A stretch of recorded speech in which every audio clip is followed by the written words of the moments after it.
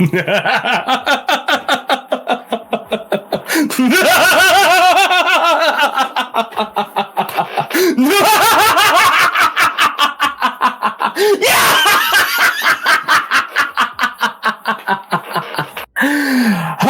this just gets better and better.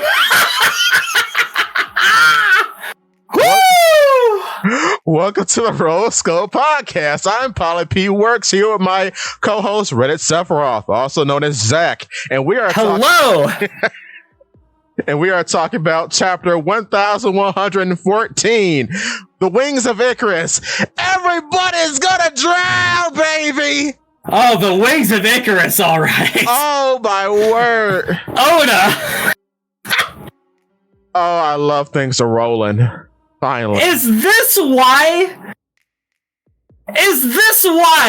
Zoro and Sanji are the wings of the Pirate King? Yes.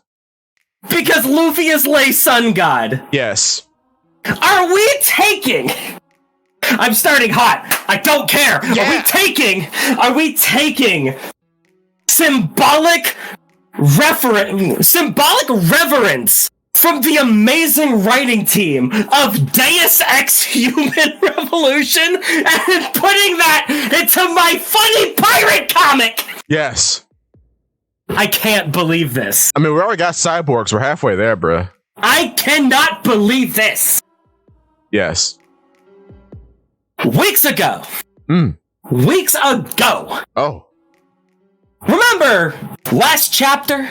When Vegapunk came out and he was like, oh, dude, the world's gonna sink into the ocean. And I came in, I was all positive. I was ready to love One Piece. I want to love One Piece so badly. And I went, you know what? This is one of those things. This is one of those revelations. It's this big reveal where we already knew about this. We already knew this was gonna happen.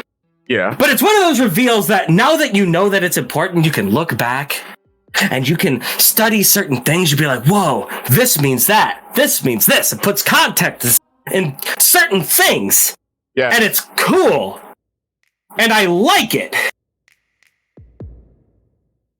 What we learn at the end of chapter 1114 is the complete and utter opposite of that. Oh.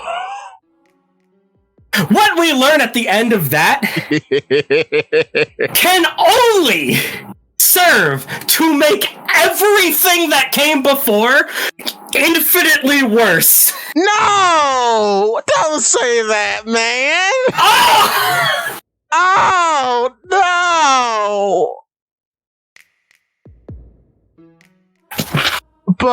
But, you knew he was gonna be important. I knew he was going to be important. I knew that he was probably going to be a figure like this, like the first pirate. Yeah. That's fine. I knew Joy Boy was going to be a cool guy. The first pirate, sure. But now that we know, I'm getting some crazy PTSD, man. Roger's a fraud. You know that, right? Of course. That's the funniest part. Oh my god. But let's consider this.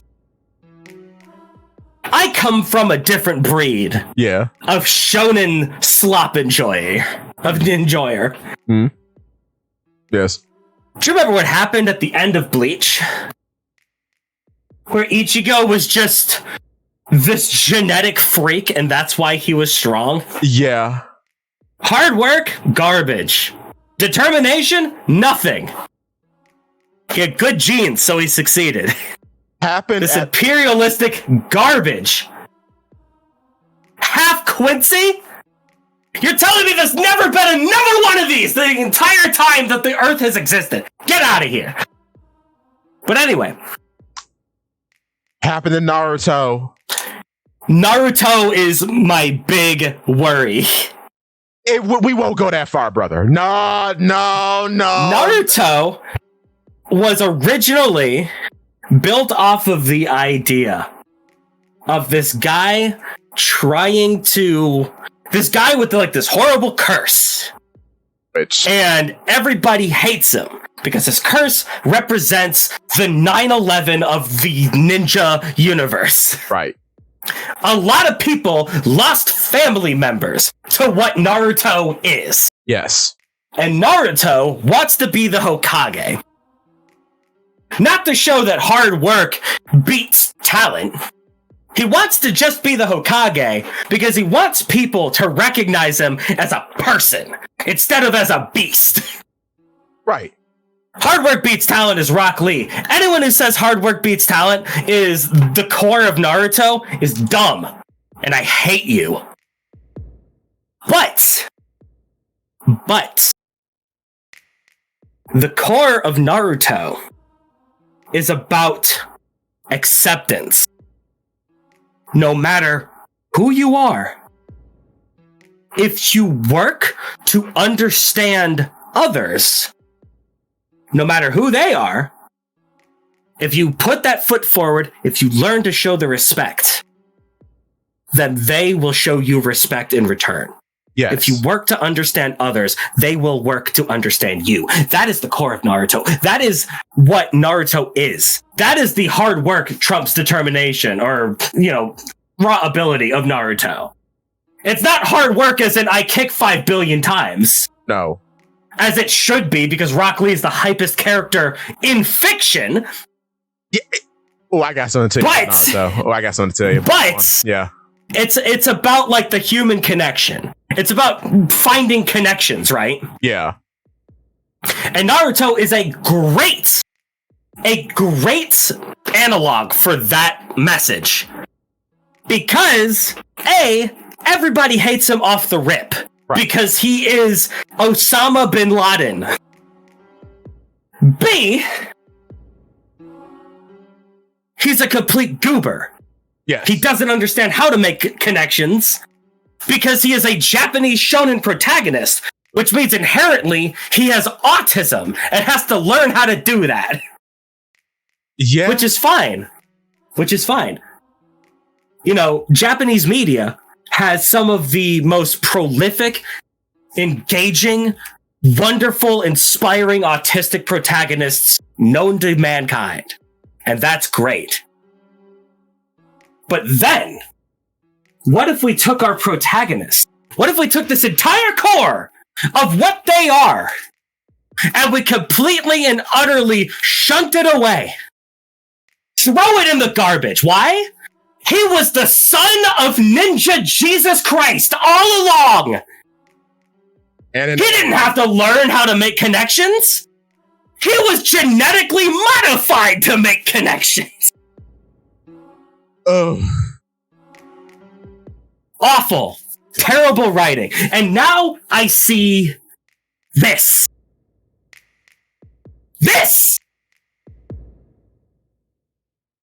To be fair, it takes a certain person with certain qualities to awaken the human through model Nika. Yes. That I get. Also, another part. Luffy earned his awakening. I'm not saying that he didn't. Okay, fair. Also, one thing I found out about Naruto, Shikamaru was always supposed to be the Sasuke. That's funny. They forced Sasuke on Kishimoto because they wanted a Vegeta character. If we're being real, that was for the best. Was it? Naruto does not succeed without Sasuke Uchiha. For the edgy kids, babe. I hated Sasuke. Do you remember what it was like to be alive in 2007? They needed that edgy crowd, man. Oh my god, I hated it though. It would have made a better series at the end, but absolutely, Naruto does not succeed if it does not have Sasuke for people to latch onto. Like, I can't even argue it because you're right, but like, man, you know what? I'll give you this. We'll take Sasuke. We could have swapped out Sakura for Hinata. Easy. Because that's crazy. I am the world's greatest Sakura Haruno apologist. I love this character. I think she has merit throughout the entire series. Oh. And I'm not afraid to admit it. Oh. She could have absolutely been swapped for Hinata. Yeah. Because it's not even like the start's not bad. It gets worse for me personally. But okay, this is a One Piece stream. So I just we're doing One Piece. I just want to get out. Yeah, okay, go on. Monkey D. Luffy. Yeah. A man who wants to be the Pirate King. A man who wants to shoulder all of this burden of every single pirate who has ever come before him.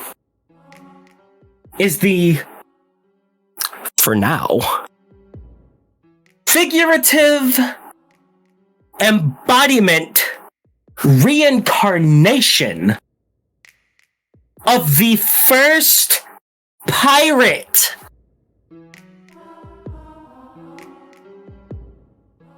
Isn't that a disgusting sentence to you? It's rough. I hate it!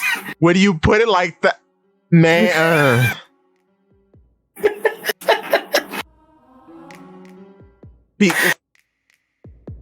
It's hard to take because now, well, it's both funny and hard to take because that bolsters the idea that Shanks really was told by Roger, you're not him. But at the same time, yikes, we're here. I hope it's handled in a better way than Naruto and Bleach, because I see where you're coming from and I see the worry. It has yet to be handled properly. Oh. In these kinds of stories. Yeah. And maybe I have a feeling this is just some cultural shift. I don't understand the East, because I am not a Japanese man, despite what many of you might think. But deterministic stories, the East adores. Yeah. And I worry about that. Because the West does not adore those kind of stories. The West is a meritocracy, man. We love seeing people work hard. We want Rocky. They want Jesus. Yeah, which... It's weird. Also, Unbreakable James with Shikamaru was way too chill to be Sasuke. True. But go on. Yeah. Hello, first time chatter. Hello, sir. I did not change the title of the podcast. We should probably restart. No. I'm changing it now. Yeah. Can you change it without restarting? Yeah, I can tell you. I'm doing it now. Okay, go. Okay. One Piece. Oh, Lord. We react to them amazing digital Nikas. Episode 1014. 1114. Whoa. Yeah, I did it. Thank you, OBS. You did something good. Man, that's crazy thinking. One Piece is past chapter 1111. 4 ones. It is crazy. God, this series has been going on for way too long. Anyway. It's been a while. But, yeah, so I'm just saying, like, it's, what am I saying? It's, Uh-oh.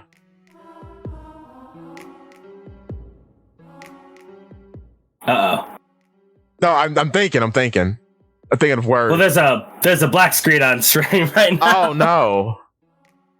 Uh-oh. Oh, we're falling apart. I have mentioned Nika, and we are too busy laughing to do stream anymore. Goodbye!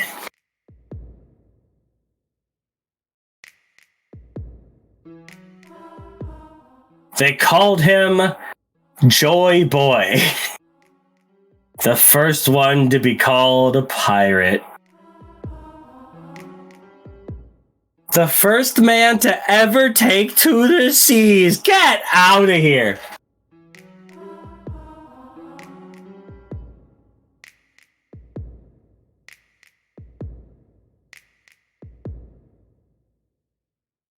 Oh, there we are. Okay. Is it fixed? Yeah. Okay. Hamburger Man. Hamburger Man. As the Marines are reacting with Hina. Oh. He's very funny. He's always around. I don't know who he is. But is that man Oda a fraud? Perhaps. But every week it feels more and more that way. Am I worried? No, because I want to believe that this isn't awful. Because the way devil fruits are set up, it is, in a way, sensible, especially for a Zoan fruit, to find a person who represents the qualities that the first person who hated had, or people who imbue the qualities of the, I guess, qualities of the fruit, if that makes sense. So it makes sense that a leopard fruit would find a murderous psychopath in Lucy, or a giraffe fruit would find someone who likes giraffes. I don't know. So on that end, yeah, okay, that's fine. The first pirate thing,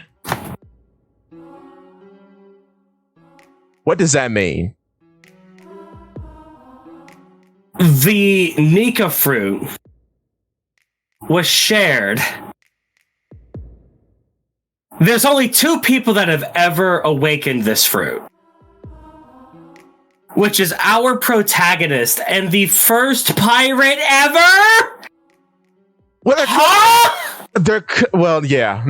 Awakening, yeah. Huh? Yeah. Yeah. Yikes. Come on. I can't save it. Like it's not throw the baby out with the bathwater yet. No. But man, dude. What? And why? Now, what's interesting too is that he's the deity of Elbaf, which not Joy Boy, Nika. Yeah. Which, I mean, that does bolster the whole idea of Buccaneers being half giants, because we can't get away from that. But Buccaneer lore, I can't wait to get more of that, man. I need giant genealogy lore all the way down, because there's them, there's the Onis, there's the ancient giants. Like, I need to know if Charlotte Linlin was a Buccaneer. That would make a whole lot of sense. Like, Big Mom, like Kuma was pretty strong. He wasn't Linlin strong. Linlin is like the peak of humanity. Like, Linlin is a freak. Yeah, nah, yeah. And if they're not a Buccaneer, I never want an explanation. Because she's almost too strong to be a normal human. Because the strongest normal human that we have on record are like, well, they're all swordsmen, which is funny. But like Odin and then Ryuma. And both of those guys are dead. Yeah. And not even Odin could take a shot to the head. Big Mom Scream blew up a missile launcher. Yeah. So like, what is she? And then all the children are kind of big. Most of them are. Katakuri. Some of them aren't. Some of them aren't. Some of them are literally Totadas. Mm-hmm. So Big Mom is weird. Yeah, no, Big Mom is. And I like that she's weird. I like that she's weird. But I saw somebody going, oh man, Big Mom and Whitebeard, they're both Buccaneers. I was like, get out of here. Whitebeard was not a Buccaneer. I refuse to believe that nonsense. I think that was me. Because I said that. The reason why, I'll tell you why. The reason why I said Whitebeard might be one, because in the time in which Kuma is revealed to be a warlord. Of all people, Alvida compares Kuma to Whitebeard. Mm-hmm. So it's like, and then they both have the same facial structure. So it's kind of like they're the same size and they have the same face with the same like weird lip dimple thing. I'm like, maybe. My counter argument is this acknowledgement between him and Kaido, where he is the strongest man and Kaido is the strongest beast. Yeah. I want to believe that after we get into all of this nonsensical, genealogy nonsense. Yeah. Once we get into race peace. Yeah, it's coming. I want to believe that Whitebeard is like the peak of what humans are capable of. That's believable. Because that would make sense. You have for the big series. Humans. Go on, sorry. Mm-hmm. Yeah, there are big humans, but what if they're all half Buccaneers? Whoa. No. Oh. Like, what if we use Buccaneers as an excuse to explain away why some people are big? Do I want an excuse to explain why people are big? No! People are big in One Piece. It's a whimsical land that I want to live in. Dude, this is big. Like, Brook is just 8 feet tall. It's fine. Yeah. Though he's like Okiku, I think, and a whole bunch of other characters. Anyway, yeah, like Lin being a Buccaneer is plausible. And then Lin being a Buccaneer is plausible exclusively because she's tied to Elbaf. Yeah. Whitebeard doesn't have that. Though we do see her parents. I will say that. We do? They're like the tiniest. They're like almost in silhouette. That's funny. That might not even matter. So it's either one or two way. Like either Lin's a Buccaneer, which I'm not gonna take that off the table because I like it. Either she's a Buccaneer or she is what we believe Whitebeard to be, which is the peak of humanity. Yeah. Is either one of those are fine explanations for Lin. Whitebeard. I don't want Whitebeard to be anything other than human. Because I want Whitebeard to represent something. Because he's having a hard time. Because, I mean, representation. I mean, if Whitebeard's a Buccaneer, then he doesn't matter at all.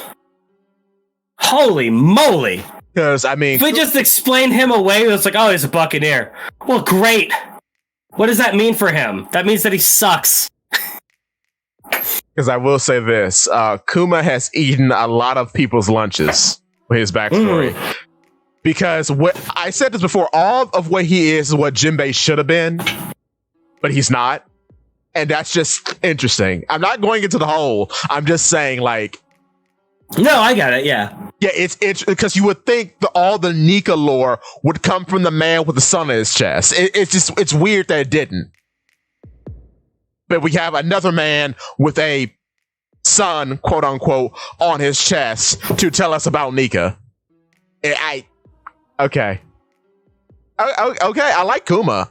I think Kuma's like one of the best warlords in the series.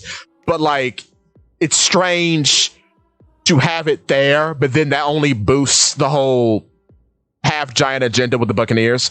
So it's fine. It's just like Kuma's not a main character, Jinbei is. And that just makes him even less important in the narrative as we move forward. But hey, all right, fine. Absolutely fine. And now I'm teetering towards the whole, so we're going to go on another subject. I like that. What's her name? I can never pronounce it. Shirala, I think. Shirala? She is the one celestial dragon that is the daughter of Rose Ward. I think she might be the redemption for his family because she's the only celestial dragon that actually asks a question instead of getting mad. So that's interesting. But the first pirate thing is worrisome. Very much so. I do like that we see Saul. Yeah, Saul's great. I like how we see his hat. Cowboy hat. My man. I like that Saul is not an edgy goober. My man is just chilling. I was worried about that. Yeah. I was worried about Saul becoming like, I've seen the history of the world, and it sucks. Everything's bad. I hate everything. I was worried that Elbaf was going to be Saul's redemption, but nah. My man's just chilling. He's a lumberjack and librarian based. Also, this obviously means that Robin's Elbaf outfit would be her cowboy hat design. It better be. Thank the Lord. Oh. Choo Choo is in this chapter, and I love him. It's good to see that he's still kicking after 2 years. And I like how the mayor's office has a straw hat on top of it that looks like a UFO. Mm-hmm. That's good. That's wild. Out of everywhere that they could have gone back to, they went to Orangetown. Good. Like, we went to Orangetown, we went to Syrup Village. Do you know who hasn't shown up in the last 2 chapters? Who? I'm pretty sure we have not seen Kokoyashi. Oh, yeah. Which means there's more lore that we're gonna get. And we haven't seen Buggy. We haven't seen Buggy's reaction to this. Because my man is on the grind. He's already finding the One Piece. He doesn't need this info. That's why Buggy should find the One Piece. Could you imagine? Oh, that's great. Destiny Piece was a con. You all fell for it. Clown Piece, baby. Hong Kong. Clown Piece will save me. I do think that Buggy. I don't think he's going to discover Laugh-Tale first, but I do think Buggy is going to get out with the One Piece treasure. Yeah. Like, I feel like Luffy's going to get, like, the weird Destiny nonsense that you're going to get from Laugh-Tale. Yeah. Buggy is going to get out with the notoriety. Buggy is going to become the Pirate King from this. As he should, because he's Hercule. Mm-hmm. It makes total sense. And Luffy's dream isn't even to become the Pirate King. It's something else. I hate that retcon, by the way. Oh, yeah, becoming the Pirate King, that's just like a means to an end, man. What do you mean? Yeah. We'll see. We'll see. Oh, it feels bad in the tummy. This is like... It's not the worst that it could be. But it's very... very concerning. Yeah. Also, I heard a very funny theory. I was recently on I said this on the last Arc podcast I was recently on. So go check that out if you're watching this. Ooh. But there was someone I had watched, not anyone on the podcast recently, who said that the Gorosei needed the magic circles in order to transform. Why would you think that?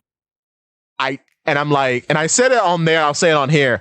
We literally see Saturn go through his 3 sages in this chapter. Before this, and as someone pointed out, and I pointed out in my video, we see Marcus Mars transform to observe the freakish nature that is Vegapunk's disembodied head cap. We see these guys transform freely. Why is this a theory? We didn't see any magic circles when Eam was there. No. When Sabo fought Eam. Right. What do you, like... Exactly. Get out of here. Get out of here. I don't get it. It's fine. Oh, well. It's, it is what it is. Reading comprehension can be hard. Mm-hmm. But, yeah. I mean, this is a big series, man. It's hard to keep track of everything. That's true. Like, I don't blame people for forgetting, the most minor of details from 18 years ago. and people aren't freaks like me who read over chapters and make 15 shorts about these insignificant details that may be significant. I don't know. They're fun. Anyway, there's Eames in this chapter. Woo! Eames in the chapter. I hope the Eam is a golf mommy, but that may not happen. I hope Eam looks stupid. I hope so too, actually. Eam has to look stupid. A tiny person on stilts. Oh, that'd be good. Mm-hmm. Or also, we have Iron Golem piece. You know what? This is hackery. A little bit. Is it gonna do anything? Probably. I'm so tired of this robot. Do something. Say you're super. I mean, it's up. It's moving. It's moving and grooving. It's responding to the drums of liberation. We also see Alabasta. That's cool. I mean, this is like, along with the last chapter, this is just like, I have news. Here's everyone in the world. Yeah. Do you remember? Do you remember? Do you remember? Do you remember? I remember. Oh, so. Hey, Smoothie, Whole Cake Island. I remember Whole Cake Island. The best. Is that Long Ring, Long Land? Whoa. One of the best arcs in One Piece. And there's Bum Kuzan. You know, have I told you I hate the theory that he's a sword member? He's undercover. I think that's so. We've already had plenty of sword nonsense. That's so hackery. He's just like, a pirate. It could happen. It could happen. It could. But it would be better if he wasn't. Because he got the preamble and everything. We don't even get preamble for all these betrayals. They just happen. Also, more proof that Kaido's a fraud. Because Big Pig, Based Pig Workery, is immune to cartoon antics. Blocks him. Yeah. Fraudulent. Why would that be hackery? Because Fraudulent Kaido can't protect himself from cartoons. Fraudulent Kaido hasn't fought cartoons before. I don't care. We're Based Pig. Terrible. Based Pig. Terrible fish. Based Pig. Pumbaa. Pumbaa. All my homies love Pumbaa. And I guess he's a roasted pig because he has pyrokinesis, apparently, which I didn't know that. Mm-hmm. But yeah, I'm being unfair. Kaido has not fought cartoons. The Gorosei are presumably very experienced because they probably fought Joy Boy. Mm-hmm. Since they're old. Probably, they definitely fought Joy Boy. The interesting part about, disregarding the lore shatter that is Joy Boy being the first pirate, which is interesting but concerning. That means Nika is older than Joy Boy, which is like, huh? Yeah, Nika is a tale, a fable. Which is why. That's kind of like why I like Mythical Zoans, because you become the fable. I think that is cool. Yeah, that's like saying Jesus Christ is older than George Washington. I mean, yeah. No, that's true. Fair. Fair. Or say that God incarnate, like Yahweh, is older than Jesus. Yeah, who was God. That kind of deal. It's like, it's. No duh. Fun, it is a god that is the foundation of an entire culture. True. Which now, that explains some of Luffy's interests, though I don't want to go that far. Oh God, no. Yeah. Yeah, but I'll give you this. You know, Chopper has a human fruit, right? Yeah. And you know how I gave him human intelligence? Mm-hmm. So that's probably why Luffy has a huge lexicon of weapons, because of Nika. Is Nika the god of weapons? He carries two. Does he? Yeah, he has a sword and a shield, a sword and a spear. Yeah, but no guns. Maybe he did. Which just rewrites chapter 1, but okay. Oh Lord, no! No, I've made a mistake. That's like I said, that's the problem. How much of the story are we gonna have to rewrite? Because Luffy is like the reincarnation of Joyous Boyus. To a literal degree. I hope not too much. But in other news, Edison is dead. Good. Edison is cooked, dude. Cooked like a Thanksgiving turkey. Gone in 60 seconds.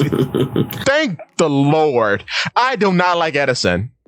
Why not? I don't know why. I never liked him. I don't like he's beside Lilith in the anime cutouts now. Kill him. Kill him dead.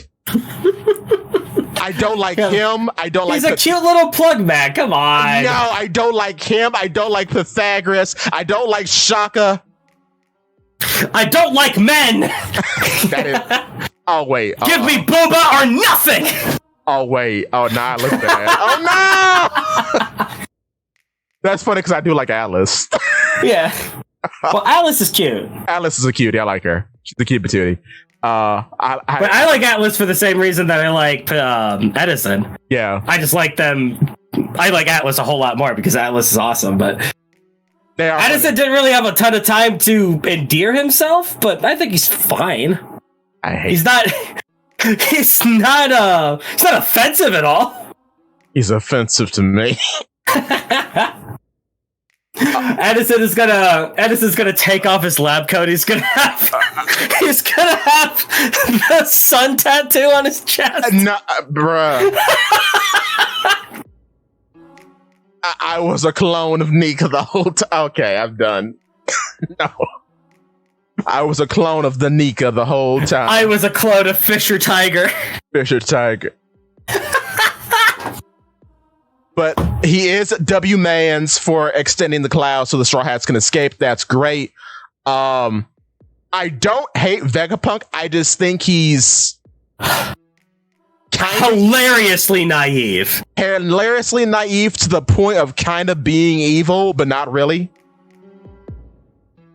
I think it's interesting that the smartest man in the world is tremendously naive. And just commits... like, how many war crimes now? Oh, plenty. Many war crimes. Because, like, I mean, the war crime right here, I mean, look at the Mother Flame. We were talking about this on that other podcast. Check out Last Arc. Dude, what on earth even is the Mother Flame? I said that could be an extraction from King. So it's like a Lunarian flame kept in preservation. Maybe. Because I could see that making sense, seeing as how they do stay on all the time. But this could be something else. There are a ton of explanations because technically Pandora and Prometheus are eternal flames, being homies. If you don't remember, Pandora was Mother Caramel's homie. That just looks like a small Prometheus. So yeah, also Howl's Moving Castle shout out. Very cool. If everybody watches Ghibli films, which you should. But yeah, this is interesting, and I don't know what Amu means. A friend of the channel, Ghost Train, has a video on his TikTok. I forgot what he said though. Mm-hmm. But yeah, it's weird. It's weird because he created like an infinite source of energy. Obviously, that's going to be pretty crazy. Another what? Huh? Yeah.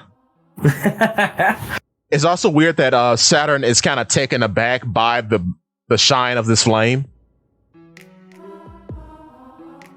It's also very funny that the man of science is going unga bunga on the control panel. Yeah. They're stupid, aren't they? I mean, they want to protect the Mother Flame, but they maybe want to have it get out of containment? I don't know. Oh, there's a number 6 on the maybe the Mother Flame is like nuclear fission in general, right? Yeah, that makes sense. Don't know why it's in water, but whatever. But what if it's like nuclear fission? He's trying to like destroy the panel to release the Mother Flame, destroy everything. Who knows? Yeah. If we can't kill Luffy, this will. This will, maybe. But, cartoons don't die, so. I highly... Could you imagine if Saturn Hiroshima this island and Luffy just walked out as a black mark? Yeah. Like a Kylie Coyote dynamite bit. That's happened already. Against Kaido. It has, not to this extent. True. I highly doubt that that's actually going to happen. I highly doubt that Eiichiro Oda is going to make a reference to Hiroshima and Nagasaki. But could you imagine? That would be wild. And he just turns, looks at the camera. And laughs. Oh no. Oh no. He laughed. He laughed. He's looking at a 9/11 Oppenheimer meme. Oh no. Oh Lord. But yeah, I forgot what I was gonna say. And what was I gonna say? Oh, we see Marguerite, yes. She's great. But Amazon Lily, we take it. We take it. I don't know who the corpulent woman is in the back. I remember her. I don't remember her name. Because Amazon Lily had so many good designs. It really did. I was going to mention right, York. York is running out with a missile launcher. Yeah. Good. Is that a missile launcher or more another bubble launcher? Yeah, no, it looks, because it's not designed like Lilith's gun thing. Yeah. But it could be a missile launcher that's a bubble launcher. I don't know. Because it looks different. It looks like the black box from Team Fortress 2. Yeah. What is Lilith's plan at this point? Saturn spilled the beans on everything. How on earth is Lilith going to recover? Yeah. And it's weird to see York so active. She's got to be. She's got to save her own skin. Yeah. I wonder... I still want the Blackbeard theory to happen. I gotta make a video about it. Because I found some connections. I mean, either, someone's got to pick her up. Either someone's going to pick her up or she's going to be killed by the Gorosei. It's either or. Because I want them to lose. I want them to lose and only come out with, the Mother Flame and then, a Seraphim or two. I want them to win, but not to the extent that they want to. Yeah, that's fair. So, a few Seraphim, maybe get access to the Pacifistas again. Because, good lord, we do not need to have Bonnie have access to the Pacifistas throughout the entire rest of the series. No, but at the same time... That's gotta be something that stays with the world government, man. True. Because, on one end, though, I do like the idea of a Yonko organization possibly having the keys to the what do you call it, the Pacifistas, to turn the tides on the Marines to last this stupid. That does promote the idea. We don't need something to turn the tides on the Marines. And we don't. So I can see that being... They abolished the warlords and then they became Yonko. Fair. No, that's true. So that will probably be re-engineered, or they'll just take they'll toss all the ones made by Vegapunk in the garbage and start over. Yeah. I don't know if you watched this movie, kind of like in Film Z. Zephyr made his own not Seraphim, Pacifistas. And they were all just white Kumas, which is funny because we got a white Kuma technically in S-Bear. So the idea is that a Zephyr from Film Z made his own Pacifista. So I can see them going that route, taking all of Vegapunk's research, since Saturn is so smart, I guess, and they make their own Pacifistas and the old version's place that replace the old version without the Bonnie caveat. Yeah.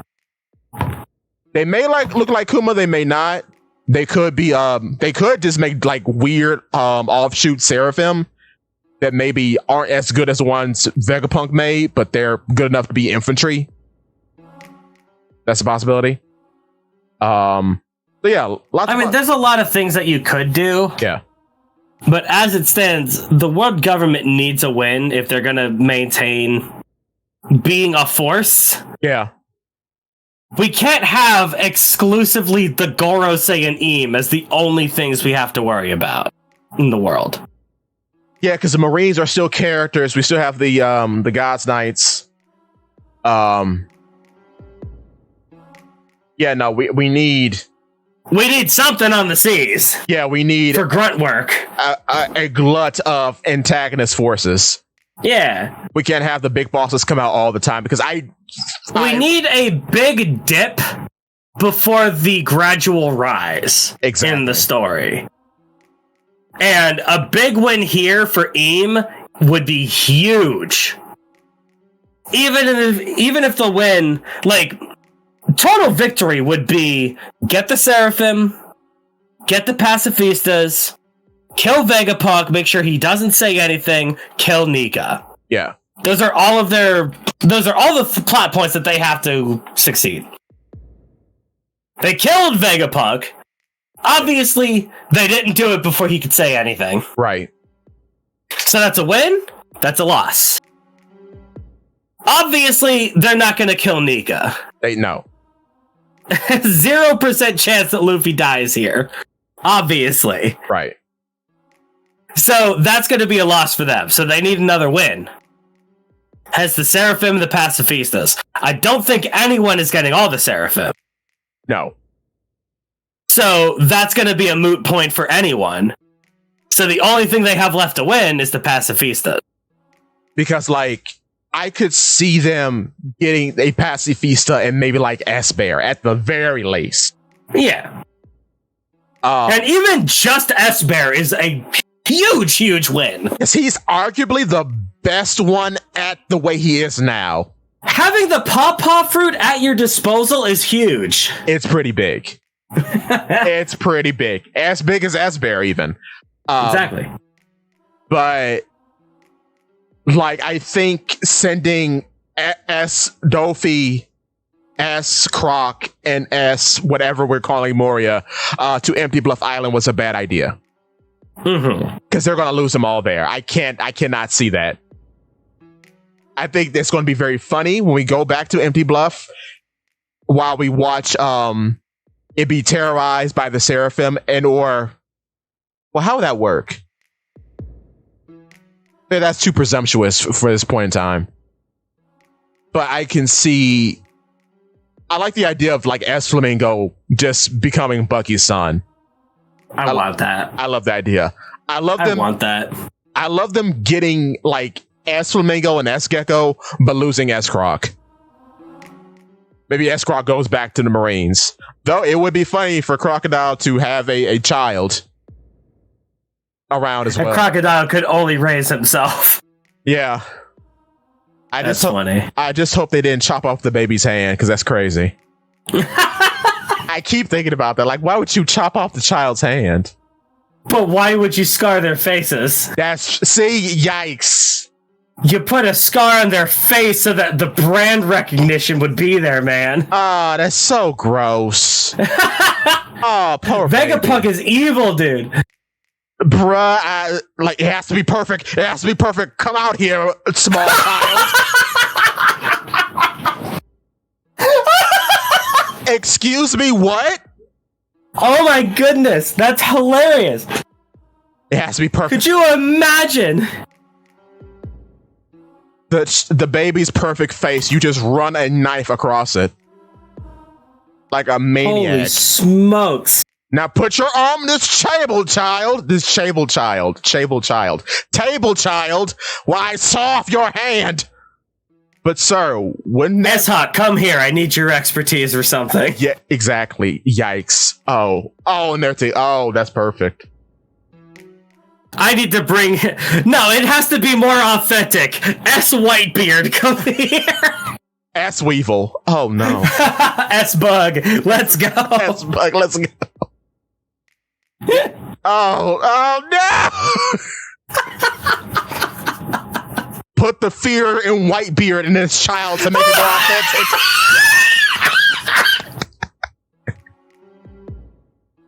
Holy smokes! And then they strap S. Gecko to like one of those what's that movie? A Clockwork Orange. They strap him down to like and make him watch all of his crewmates die one at a time. And they keep Could you imagine? They keep flashing pictures of Kaido. Be afraid. Be afraid. Be afraid.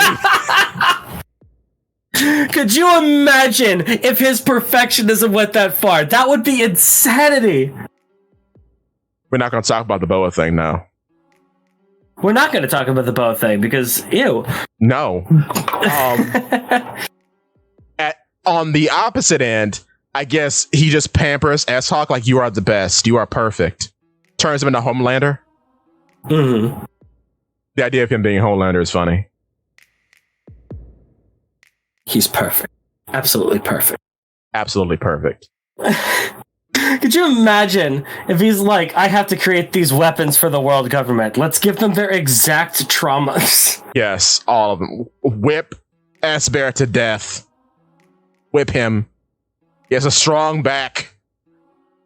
Could you imagine if he made clothes of the entire Doflamingo family just so he could crucify them and burn them in front of S. Flamingo? Yeah, it's assimilation. Unlock your conqueror's hockey now, boy. Like, oh. And then he doesn't, so he kills S. Flamingo and makes another one. Oh my. What if there's just a big garbage can with bodies in the back? Oh no. Like, we talk about Vegapunk being evil. It could have been like Chainsaw Man levels of nonsense. Yeah. We could have gone much worse. Yeah. Oh, he's still bad though. Because the implications of all this. I mean, he's bad, but he's bad because intelligence is not equal to wisdom. No. Book smarts and street smarts are two very different things. Yeah. And with most people that I have met in my life, people with book smarts, people with street smarts usually don't have the other. Yeah. It's like a sliding scale. And I like that for Vegapunk. And my man only wanted peace. So he made war weapons. That turned gunpowder into flowers. Not thinking about the fact that anyone who might want to fight for themselves in the world government could probably use gunpowder.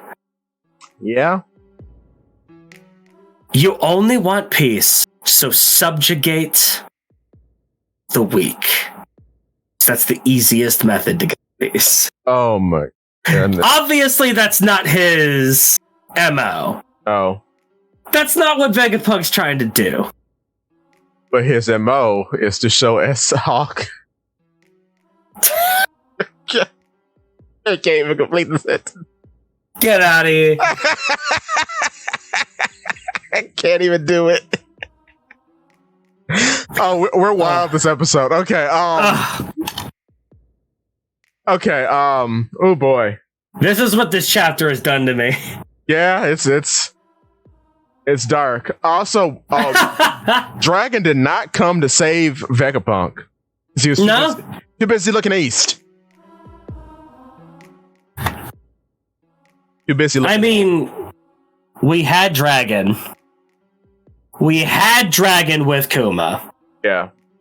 We had the chronological timeline and the excuse that they had just been at Marijoa. Obviously, they don't have time to get all the way to Egghead without Kuma. Yeah. And Kuma decided to dip without him.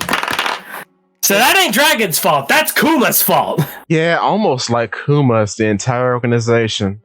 Yeah. Huh. Imagine that. Abolish the Revolutionary Army. Yeah, they suck. They're terrible. Brother, that's the one faction, like, if there was ever a faction to fold, I could see it being them. The Marines aren't going to fold. We know they aren't. Yeah. The Celestial Dragons will be reformed, possibly. I could see that, or they all perish.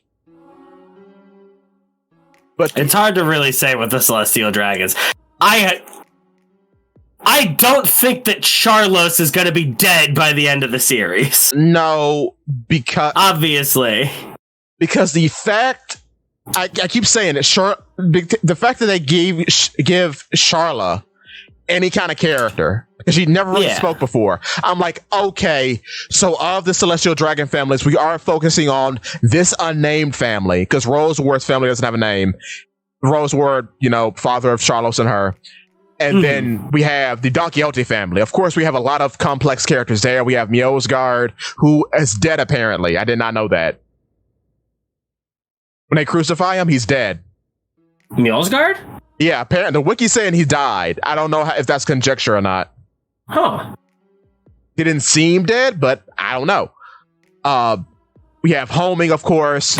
Flamingo, Dofi. Rosiante, of course, he's dead. Mjolnir's father, which I don't know about him. Looking something up real quick. Yeah. But keep going. But yeah, we're focusing on these two families. So it's interesting that we're now making the point of at least redeeming one member from the Roseward family. And it's funny that she is the only unmarried female Celestial Dragon. All right, never mind. What's up? What were you looking up? I was looking at her Toei color scheme to see if she had pink hair. Be like, what if she's actually Ginny? No. And the Ginny we got was a clone. No, she's a brunette. Yeah. It is funny that she's wearing like eyewear or something like her dad, but Charlos doesn't. That's funny. Shout out to Minnie. He's not in the stream, but he did give me Minnie, member of the Digital Burrow Discord, which you should join if you are enjoying the content here. But he pointed out that it is funny that Charlos is kind of a marksman, which is weird because he knew he didn't shoot Zoro when Zoro dodged out of the way. And seeing as how fast that scene was happening, it's very peculiar that he was able to have enough perception to... His observation hockey is through the roof. It might be, like, unironically. Or he might have some etchings of it. Because we don't really know much about the Celestial Dragons and where they come from. So they could have been cool guys or pirates. Ooh. Maybe Joy Boy's crew. Ooh. Back in the day. And that's why you have like residual cool guy energy, even though most of them are terrible people. We see that can happen. I mean, as it stands, the only Celestial Dragons that we've ever seen train are redonkulously strong. Yeah. That's like your God's Knights and Doflamingo. And it's kind of like a Frieza situation. Like you put in the itsy bitsy amount of work and you get a ton out of it. Because even like, let's say Shanks is the son of Garling. Let's say that if he is. Looks just like him. But if he's the son of Garling, he put in a small amount of work, or potentially a lot amount of work, and is still one of the strongest people on the seas. He gets his arm cut off, still one of the strongest people on the seas. So it's interesting. And then, of course, Darling Uta, who's not canon. Are we even talking about Uta here? Dude, they said she was a fan. It's kind of crazy to think. Because I'm looking at Pumbaa. Oh, Pumbaa. It's kind of crazy to think how strong that guy's fire is. Yeah, they can burn Luffy. Considering Kaido's final attack was hockey fire. Exactly, bruh. Yikes. Uh-oh. Have I converted you to the church of... No, I mean... Dude, Kaido fought an entire army before he even started fighting Luffy. That's true. It's jokes. Like, I still think defeating Kaido in a one-on-one was the worst decision that you could possibly make with the character. But... yeah. Kaido still had an entire day and a lot of really strong bodies at the floor before he started fighting Luffy. I think about... And he still killed Luffy twice. Yeah, he did. In the same fight, dude. Yeah. Threw him off Onigashima and then killed him again, which then activated the The Nika fruit. Yeah, the awakening. And then it was the Grin fruit, my favorite. The Grin. No, the resin fruit. Resin Bros? Oh, the Resin Bros got so washed. That's crazy. All right. Did I ever tell you my idea for what I thought was going to be Luffy's whole thing? No, tell me. So, Journey to the West is huge. Yeah. A lot of people considered Wukong because Monkey D. Luffy, coincidence? Mm-hmm. Can turn into many forms like that of a snake and a bound and a tank, but I always considered the idea that Joy Boy had the Wukong fruit, and Joy Boy had a staff that could stretch. And I always thought it was a stick that ate the gum fruit, and that's what Luffy's fruit was. Which I got washed! Though that idea is still applicable because it could happen. Technically, it is a Zoan. Yeah. So a stick could eat it and have stretchy powers. So not too out of the woods in terms of concept. So A for effort. I like it. What even happens with stuff like that, man? Like, in what way? Could Funk Freed awaken? See, that's an interesting point. I think I talked about this before. Because, if you're already an element, not an element, an elephant. If you are the elephant already, you are the spirit of the fruit, you don't have to learn how to be an elephant. You are an elephant. You already embody perfectly what the fruit is. You are by having your entire personality defined by what the fruit is. With Chopper, it's a little weirder because I can understand an animal learning to be more human, learning empathy, learning humility, becoming humanitarian. That makes sense for Chopper. Lasso? He's a dog. He is a dog. And his dream was to become a tank. Which I guess is a Japanese joke. I'm not sure because that's in Pokemon. Rimurray becomes artillery. A pistol becomes a tank. I don't get it. But I mean, I imagine that's just Japanese folklore. Yeah, a gun becomes because everything has a spirit. Yeah, everything has a god spirit. Of course, a gun is going to want to become a bigger gun, and that's very American pilled, I guess too. No, because Japan was very warlike for 100 years. Yeah, no, that's true, right? Samurai, and they had guns. Yeah. They had guns and they could see tanks. Yeah, they did. Uh-oh. Don't worry about it. And they did have the gunpowder. No, that's true. But yeah, how does that work? With stronger. He's a horse. Yeah. He's already a horse. It's a Pegasus fruit, but it's still a horse fruit. So how does he become a better... Well... I guess it's the question of how does awakening actually work? I was hoping that Vegapunk would give us an explanation. No. I love Lilith. I don't think she would tell us. This is Vegapunk. Yeah. I thought we were going to get some answers to stuff. Obviously, Vegapunk should know how you can awaken a devil fruit. Maybe York would say it. Obviously, Vegapunk knows how to have a sword eat a devil fruit. Right. Caesar knew.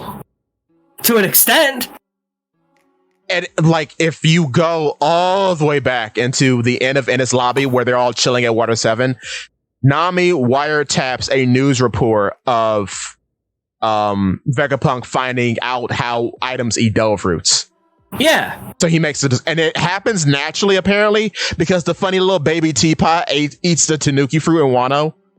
Mm-hmm. So it could just happen. So how? I need to know. I don't know. Yeah. I was hoping that in Egghead we would get that answer. No. We have to know more about Kuma instead. And Nika lore that should have been in Fishman Island. Ah! Honestly, yeah. I can't. First pirate should have been in Fishman Island. Because he left the poneglyph. Okay.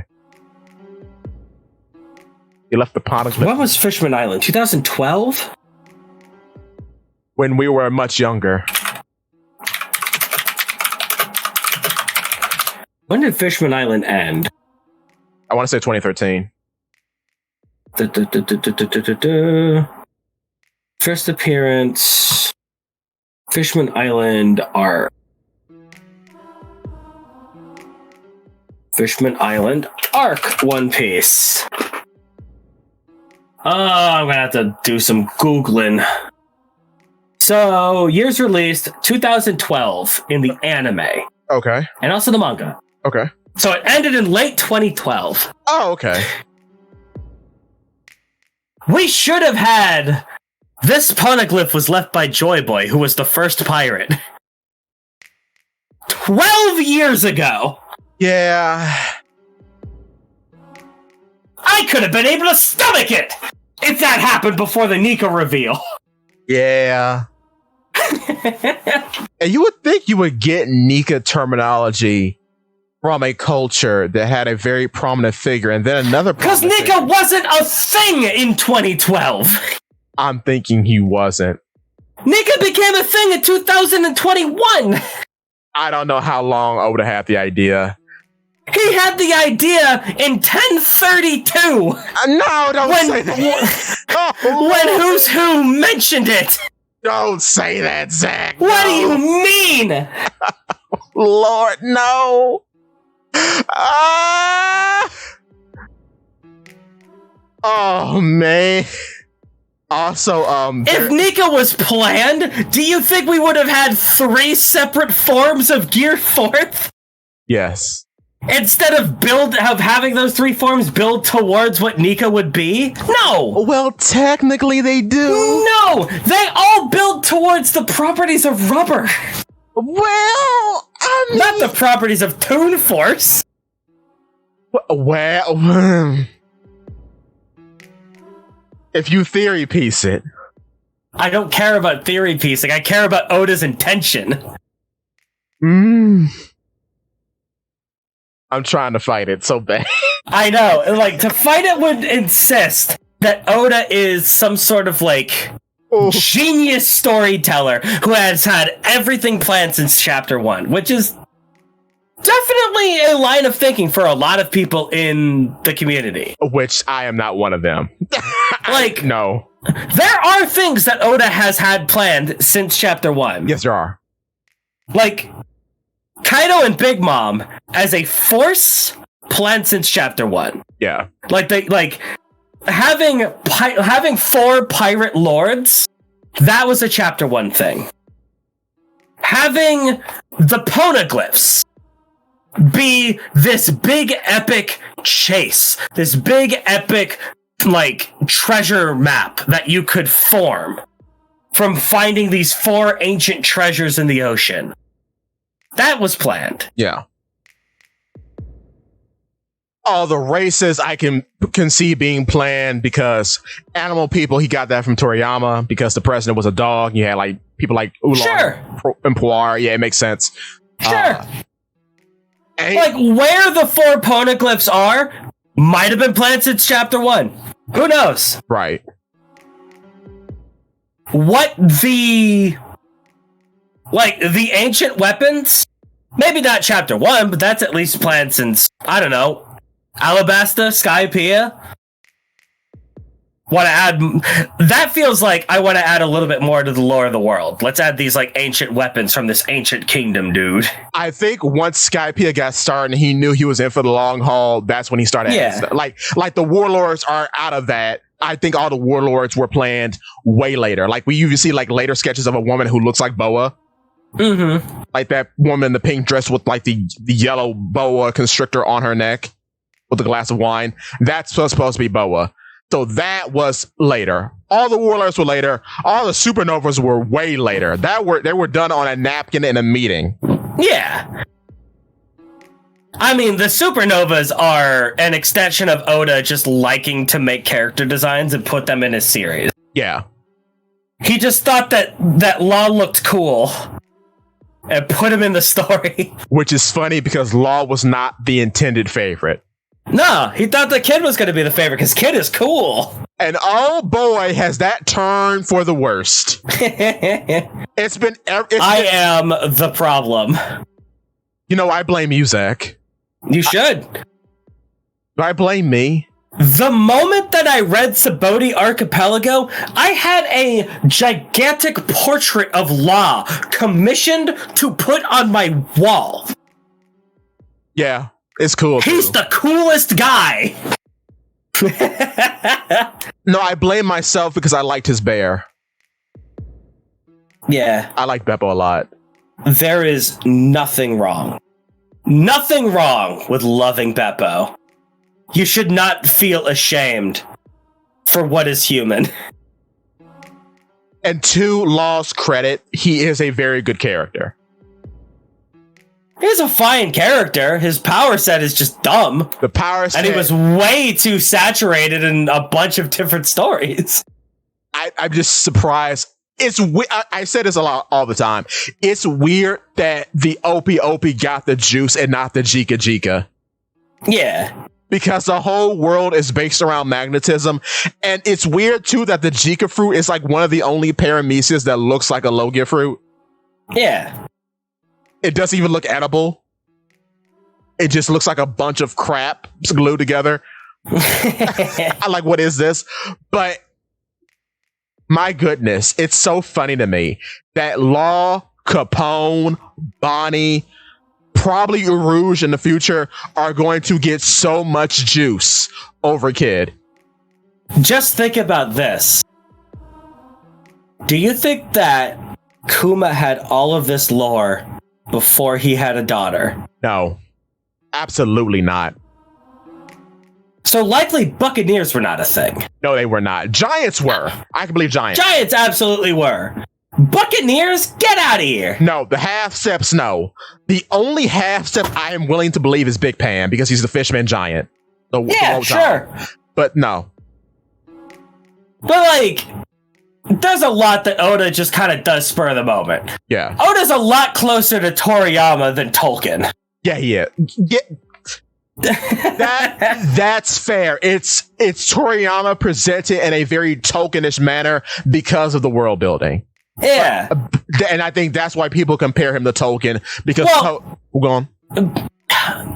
How Oda does his storytelling is that he leaves a lot of mystery open for interpretation later. True. Like, Oda just writes in a weird, mysterious way for fun.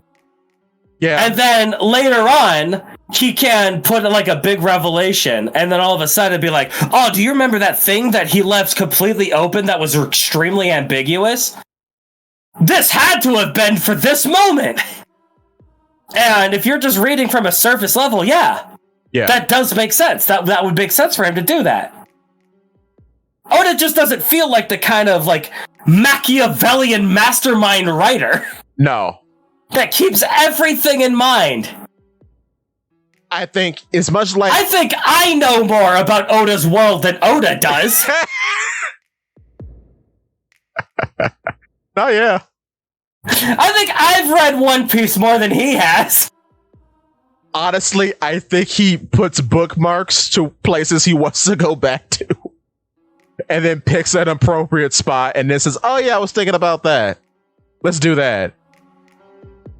And it is like kind of everybody compares Nika to Skypiea. I was like, oh, this is what he had it planned. No. Because Skypiea has a sun god. No. And Luffy struck a pose during a tribal dance. Whoa! I think he took the idea of NL, and since that was his coolest villain and has been his most powerful villain at the time, I think he just applied that to Luffy. In very weird ways.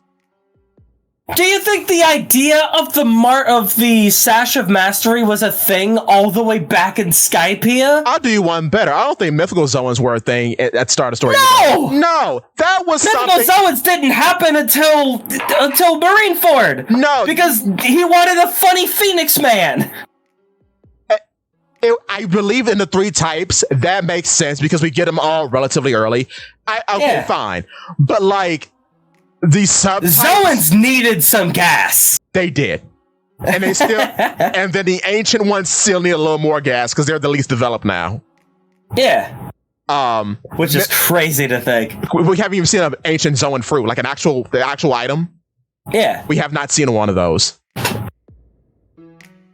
That's nuts. That one has never appeared. We have seen several mythicals, several regulars. There has never been the physical object of an ancient Zoan fruit in the manga or the magazine. It does not exist. There's no picture of one, as far as we know, which is crazy. Yeah. But back to this idea of Chapter 1ism. Yeah. This all leads back to the ultimate, the penultimate, final Chapter 1 moment. Oh, the hockey thing. Well, not hockey. Okay. Obviously, Oda knows what's going to be at Laugh Tale. Right. He's going to know what they're going to find. This was a 5-year plan that he had for the entirety of One Piece. Yes. He had an ending plan.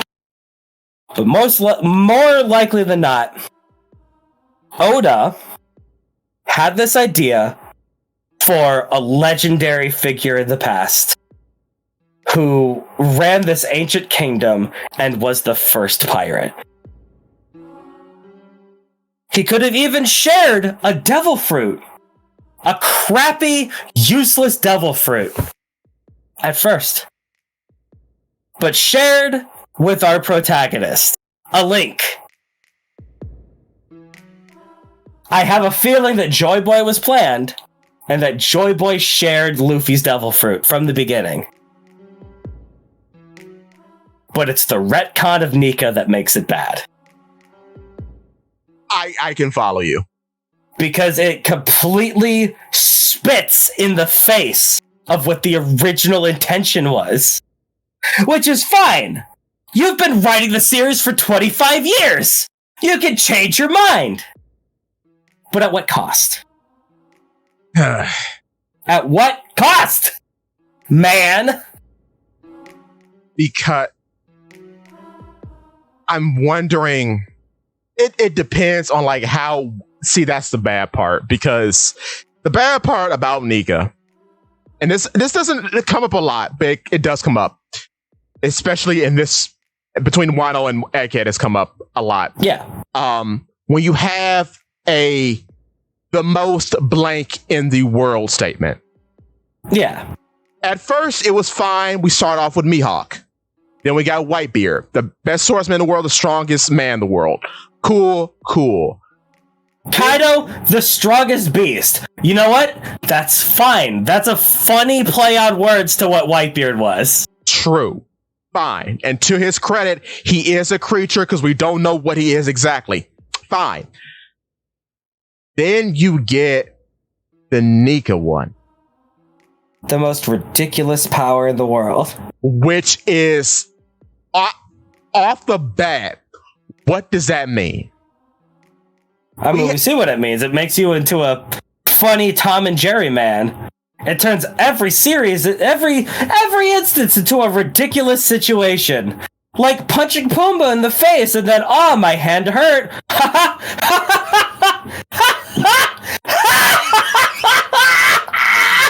Funny! Okay, I gotta shout out people again. Anyone who's saying this is not Toon Force, it's gonna get higher. I hope you know that. It's not gonna get better. It's gonna get worse. Can we get much higher? Yes! Yes! It's gonna happen. I don't know why people are thinking he doesn't have Toon Force. It's not this. It's not that. He's going to become a planetary threat. It's gonna happen. It's coming. I'm sorry. It's going to hit some Dragon Ball levels of nonsense. It's prepared for it. It's right here. Even more powerful. It's going to reach some SpongeBob levels of nonsense. Yeah, he might unravel the universe. He just might. He might be universal. He might be. Why not, though? That's why, like, all the theories are like... There are no rules for his fruit. No. Oda straight up said, there are no rules, I'm just gonna draw what I want. And then Luffy will win or lose when I decide. Which, yeah, it's your story. That's how it's been since the start. But man, it never felt like that. It never felt like that. I like that there are still stakes and he still has trouble, but I don't know how long that's going to last. Blackbeard is the savior, though, weirdly, because he can just turn it all off, which is, I'm thankful. Thank you, Blackbeard, you gorgeous man, for turning all the nonsense off and making Luffy have to try. Will that matter? I don't know. I am terrified of the Toriyama effect for that fight. Luffy just decides that he's so free and so strong that he bypasses Blackbeard's power and shoots a stronger Kai Blast. Awesome. That's what I'm worried about. Thank you, Ad, for appearing in the stream. You are not welcomed here. Sorry for bothering you. I want to offer promotion of your channel. Get out of here. I know you're all con artists. You don't fool me. And please stop commenting on the YouTube promo SM. I know that's a gimmick. I'm saying it on the podcast. I see through your bit. Stop. Anyway. The most ridiculous ad in the world. Yes, a paragraph long. Jesus. Anyway, they're always a paragraph long. Yeah. Yeah. I just hope Blackbeard isn't fraudulent. Buggy is interesting because I want him to be where Luffy is, because I want to see the world burn. I want the Chop Chop fruit to be the most ridiculous paramecia. I want that so bad, but it's not going to happen. I mean, it already is. Because it's crazy. Like, Diggity Dog, he can't be cut. He can't be cut. Like, in a world where we had already introduced Haki, in the same arc where Boa Hancock kicked Smoker, Mihawk couldn't cut Buggy. Couldn't cut him. Same arc. Haki was already a thing. Full force. Buggy's fruit ignores Haki. I love that. I love that for him. He's so powerful. It's either it ignores Haki or he does what Katakuri does and he splits himself before he can be cut. Because his body is too instinctually fat. I love that too. Yeah. That he doesn't know he has Haki, but he's just instinctually too fast. Because he's a coward.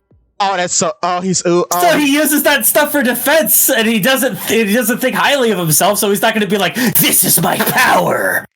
He's not going to be like, "Androids are going to rule the world. This is who I am." No, he's going to be like, "Ah! Whoa! I dodged it just in time." Oh. I keep forgetting to make a video about that because he was on the Pirate King's crew.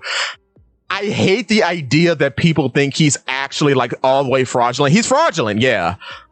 But the thing about Hercule is that he was a superhuman in the world of people who... My man, so it wasn't at max power. My man still survived a hit from Cell. Yes, he did. Perfect Cell. Yes, he did. Into a mountain. And he bit Majin Buu. My man is built. He is built different. So in terms of where humans are, he is the peak of humanity. Of non-key humanity, I should say. I was about to say, peak of humanity is going really stretching it, but... no, non-key humanity, we know non-key humanity, I'll give you. It's like, it's Krillin, but it should be Tien, but Toriyama doesn't like Tien, but so... R.I.P. Toriyama, by the way, but you did not like Tien. We all know you didn't. Anyway. Japan hates Tien. Japan hates China. Die. Yeah, I guess. Japan hates China. Which is why this big pig is going to get roasted. Let's go. Because he's supposed to be a Chinese yokai or whatever. I don't know. Warcree? Yeah. Supposed to be a Chinese demon of some sort. And Red Rock ain't doing nothing. Red Rock ain't doing jack. Also, to my Toon Force haters, I have to say this. I've been seeing a lot of it. About Red Rock, I understand that people think Red Rock is friction, and it is to an extent. And I would believe that until he did fire underwater. Dude, I thought that was the coolest thing ever. When Red Rock was friction, he did fire underwater. That was cool. That was sick. But he had flames. I don't care. It was cool. No, it was cool. I'm not denying it was cool. But I'm saying it's Toon Force has been a thing for a minute. I'm sorry. That's true. It's even like I could believe. I mean, Toon Force has been a thing since Gear 3rd. Let's be real. Yeah, because Gear 3rd doesn't make sense without Toon Force. Gear 3rd does not make sense.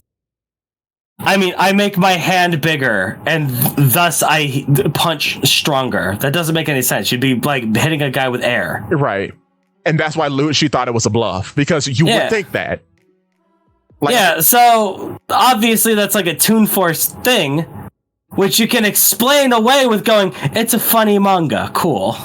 But then there's a reason for it, and it's like... And then Oda decided to explain everything like a fool. Oh, Could you imagine if Hanna-Barbera had to explain why Tom and Jerry was the logic that it was? I think he would pass away. Mid-conversation, I think he would, because you can't. You see, Tom has a flexible skeleton due to the Toon Force Dora keys that he inherited from his father, the first cat. And Jerry, the mouse of all mice. The king mouse, if you will. Could you imagine? Like, that's why I was never really caring on whether or not Oda explained everything. Yeah. Because I grew up on Tom and Jerry. I know that some things don't have to be explained. Some things I want to be explained, like when you said Vegapunk discovered the way that you can put a devil fruit in an object, and then we go to meet Vegapunk, the devil fruit scientist, and he doesn't explain it to me. I'll never forgive Oda. So now I'll turn the mirror away from you, from liking Law, and I'll turn it on myself because I wanted explanations, and I got them. True. At what sick, twisted cost? And now I ask myself in the mirror, are you happy? No. Was this worth it? No. Oh, I am the sad clown, aren't I? Oh, no! But, it's fine. I am the mad clown. Oh. And together I am upset. And together we are Joy Boy. Together we make an entire digital circus.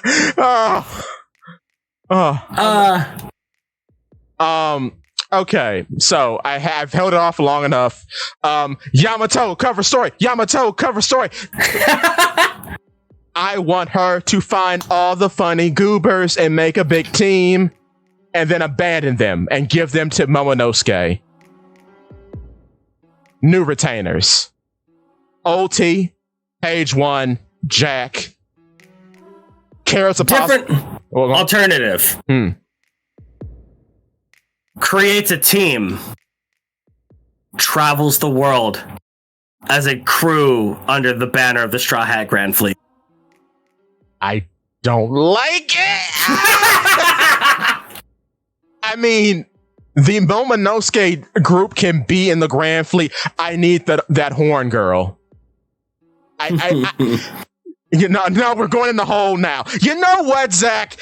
Kill that fat fish. She needs to be the third. How in the world can you... I'm at my wit's end. You show her having conquerors. You show that she has a unique way of using hockey because she doesn't harden.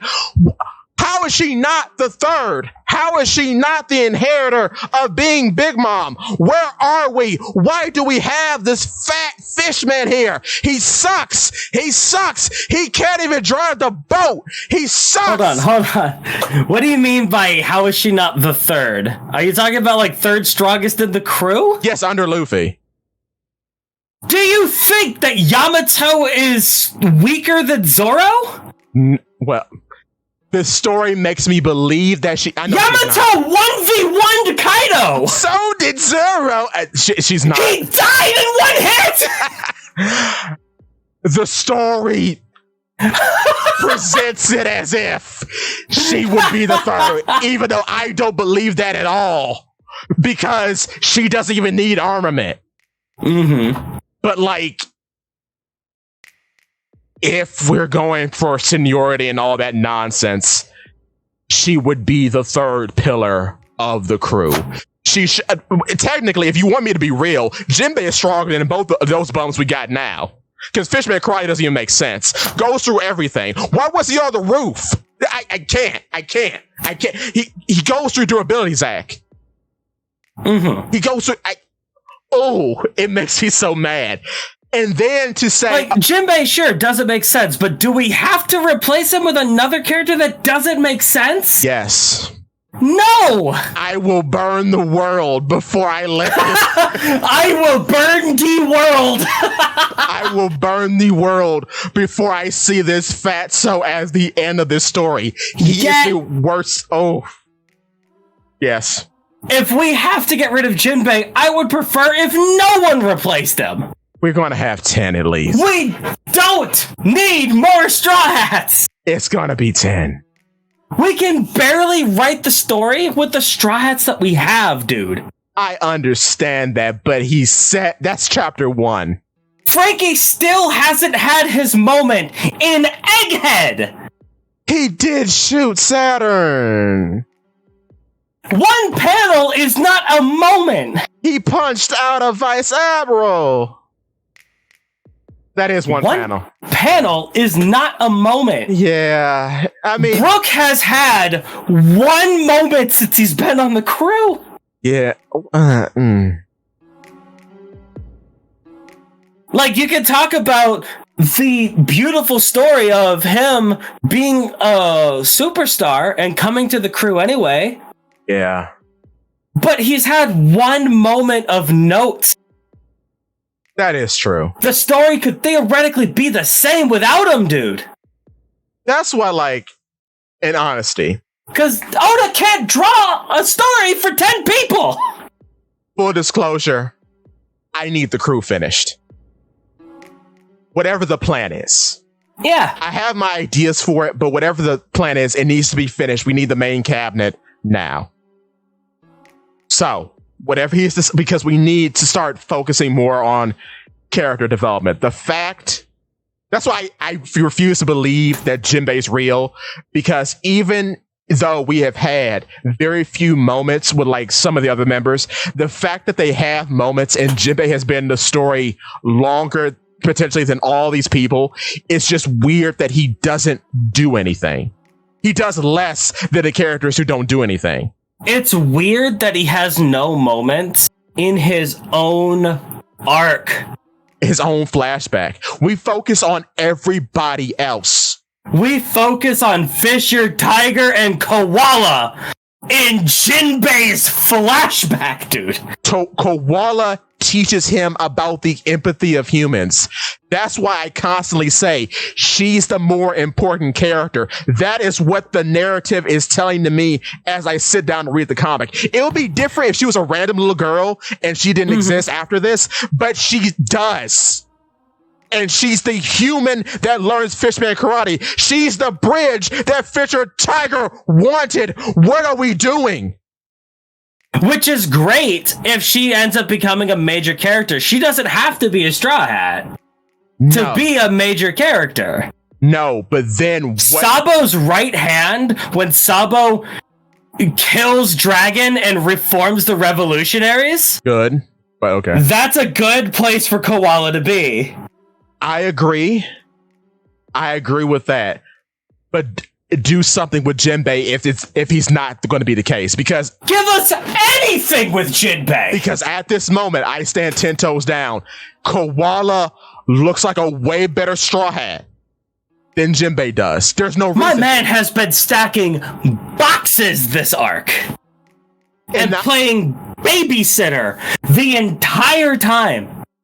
10 years ago, when I was on All Along Pod forums, I said it was going to be like him babysitting the Straw Hats, and I was vindicated. I hate this. Yeah. I hate it here.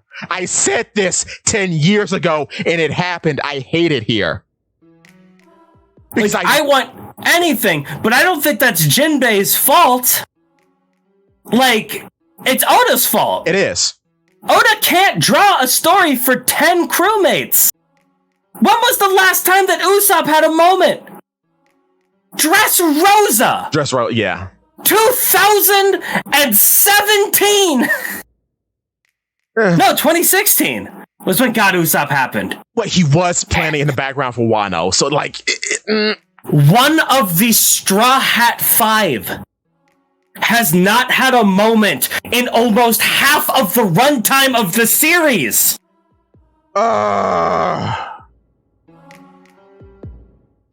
But Robin did more in Wano than Usopp. Yeah.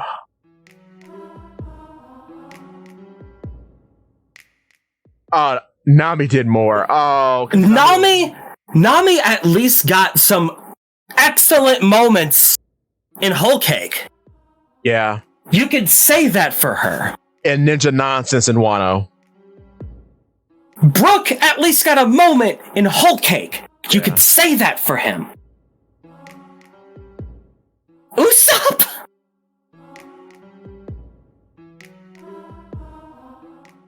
The 4th Straw Hat on the crew? No, the 3rd. 3rd, yes. Because Nami left. The 3rd Straw Hat. 8 years? 8 years! 12? If you want to consider a fight in an action manga. Man. Half of the runtime of the entire series, the 3rd character to be introduced is not at a fight. Oh, man. He got a fight in every arc up through Thriller Bark, dude. He did. That is true. Well, he had one in Fishman Island. Yeah. But there are a couple where he didn't have one, but yeah. Granted, none of the Straw Hats got a fight in Enies Lobby, Marineford. Yeah, no, right. And jail. Yeah, Impel Down, yeah. Impel Down. Obviously, that was all Luffy. That's fine. Yeah. You shouldn't count that, but still, like, Fishman Island was 12 years ago, man. Yeah. 13 if you want to count the start of it. Yeah. Fishman Island ended in 2012. The series has been going on for 25 years, I think. Yeah. How long is One Piece? One Piece Chapter 1 release. It was like late 90s, wasn't it? Like 97? 96? 97. Right after Dragon Ball ended. Chapters of volume. I don't want volume 1. I want chapter 1, baby. Oh, we're in the mud, Usopp boys. We're in the dirt. Like, dude. I just... Chapter 1. July 19th, 1997. Yeah. 97. 97. It has been 27 years. I figured it was close to 30, yeah. 30 years. Nearly 30 years. So I guess I was wrong. It hasn't been half the runtime of the entire series. It's been a quarter. It's been almost half of the runtime of the entire series. Yeah. Give it 2 more years. Oh. If we won't be... If Egghead lasts as long as... if Egghead lasts as long as Wano did, it would be half the runtime of the whole series. Thankfully, it won't. Thankfully, hopefully, Usopp will get something in Elbath. Could you imagine being in the mud at Elbath? I might. drop the entire series if Usopp doesn't get his due in Elbaf. Could you even imagine? Please get the hammer, Usopp. Please make all the lies real. Please, please. I made too many videos about it. Don't make me look like a fool. Could you even imagine? But still, like, Usopp has waited for so long for anything. And granted, God Usopp is an incredible moment. It is. Dressrosa was a long time ago. It was. So, if we can't even properly write for Usopp anymore, what hope do we have for the fish? He's not even a character. That's why I won't be sad when he's gone. Like, think about it. Like, Frankie is a character. We love Frankie. Yeah, we love him. Frankie got one moment in Dressrosa. What? Yeah. Outside of his introductory arc. I can't, man. I do like that Vegapunk does compliment him, but that's not even a moment either. No. You're telling me that between Usopp and Frankie, no creative, clever, ingenious thoughts about utilizing the technology that they're surrounded with in a unique and interesting way? That didn't happen between Usopp and Frankie? At all throughout the entirety of Egghead? Nope. Why? Is Egghead a bad arc? No. Egghead's a great arc. Yeah. Oda's just bad at writing an ensemble story anymore. Oda just wants to have the same three characters do everything. Which, it's kind of like... How do you write a fight with Usopp in a post-Gear 5th world? Here's the problem, too. I hope he hasn't developed the Goku problem. Oh, he has. Oh, don't say that. Oh.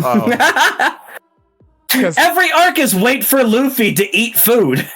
Because the fact, Zoro struggling with Lucci is an embarrassment.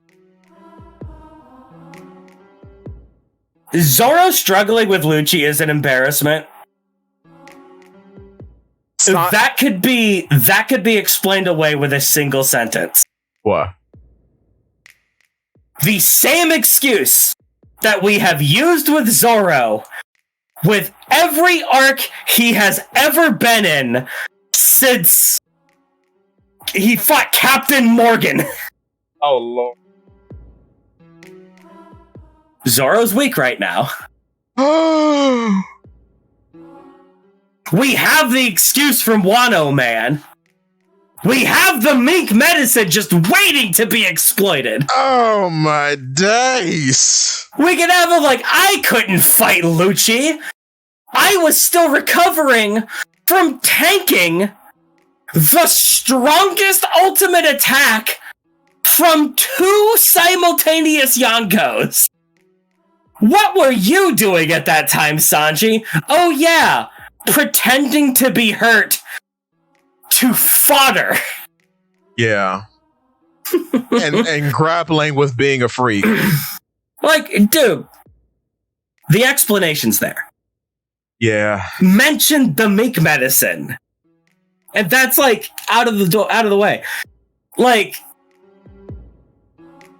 Unless you really want to prove that Lucci is that guy. I guess. If that's how strong Awakening is. Which now, maybe Lucci's the guy. Now for normal animals, Awakening seems like a wash. If you ain't mythical, you ain't playing. Not really. Awakening put you on par with Zoro. Yeah, yeah. Zoro cut Pika in half, dude. Yeah, and he beat a Lunarian, so... He beat a Lunarian, he cut Pika in half. Yeah. He tanked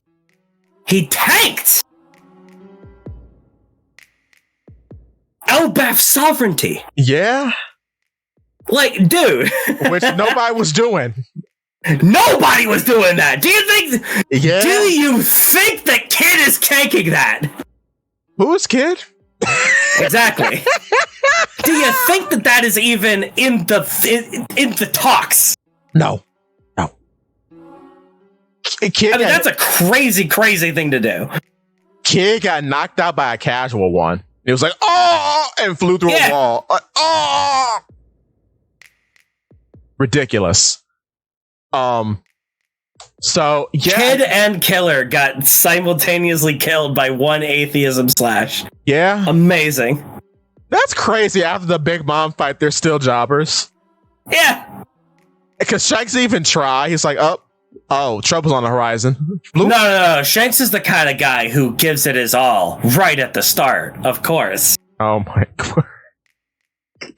Because you remember back in Romance Dawn where Hakuma showed up, and Shanks is like, this is a worthy opponent, and killed him instantly.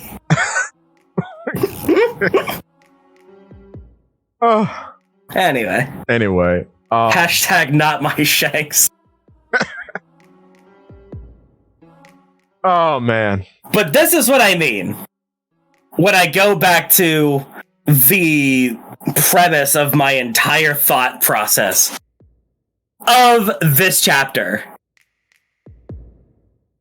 This idea that revealing that Joy Boy is the first pirate is something that we already knew. Yeah. Something that was obvious. Yeah. But making it important,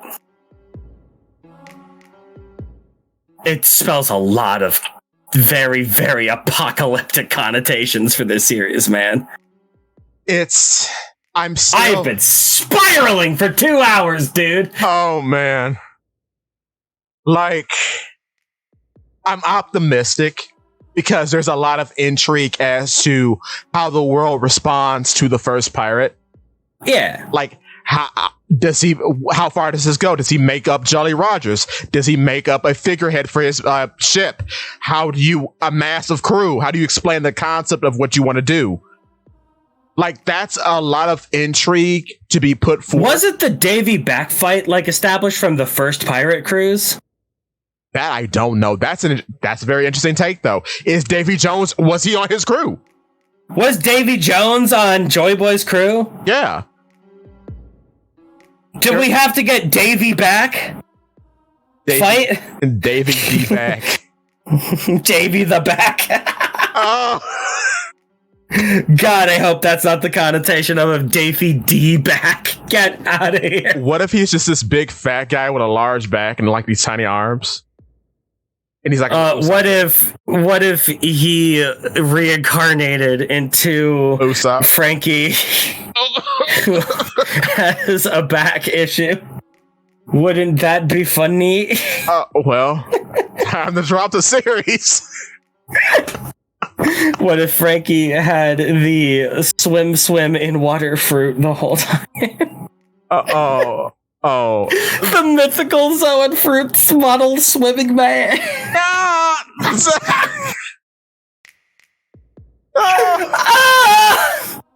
Oh, the suffering. I would like to see how old Ryuma is, though. Like when does the whole bit about the strongest swordsman status was established? Were there poneglyphs and monsters? No. So probably pre-Void Century? Probably. There were dragons, which... Check out the channel. We got videos on dragons. Watch them all. Watch all of them. Do it now. Now! Coward. Fraud! But yeah, dragons are very interesting, especially seeing as how Vegapunk resurrected them. Yeah. So yeah, that's a very interesting thought. But yeah, it's weird because we don't know where Monsters is. Shout out to people who said that, yes, Ryuma was not in Wano during Monsters because, yeah, Wano doesn't have a Western-style saloon.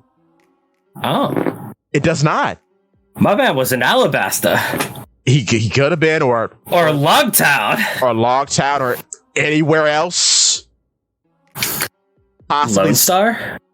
Maybe. Someplace where European castle, apparently. Fair. Because there's a castle in the Netflix special, and there's a castle in the original Monsters, which holds the dragon's horn. I made a video saying like it'd be cool if that was the original Buster Call. Like you call a dragon down to burn your ops. Yeah. Because the Buster Call basically does the same thing, and a dragon would be worse because it could just fly anywhere. Speaking of Buster Calls. Oh yeah, are we officially 0 for 3? Oh yeah, we're 0 for 3, bruh. We're done. No, I could see why Eam needed Mother Flame. Yeah, they're trash, brother. They're trash. The Vice Admirals are getting knocked out, left and right. I'll be about. Do you remember? Do you remember when Robin first heard the word Buster Call? Yeah. And she was mortified. Yes. And then when that happened again, at the synthesis of her character, where she didn't have to worry anymore because the Straw Hats could get away, and they got away in like this miraculous escape from a Buster Call, and it felt big and epic and crazy that it happened. We had to pull in an ancient legend of a haunted ship that loved the crew so much to get them out of that situation, man. Yes. Turns out, Buster Calls are just easy to get out of. It's never worked. Albeit that the Marines that have been at this Buster Call are kind of dookie. A little doo-doo. Kind of bad. They have all 5 Elder Stars. They do not get that excuse. Yeah, and that is true. And one of them can spit nukes. So They do not get the excuse of there's only Vice Admirals. They have the Gorosei. That is true. My apologies if I keep peeking my microphone. I'm so heated this week, man. No, it's funny. I keep doing it too. It's great. It'll be a good show. But okay, bringing it back because we're winding down here, but bringing it back. I'm glad we get to see Paulie again in Tombstone. That's great.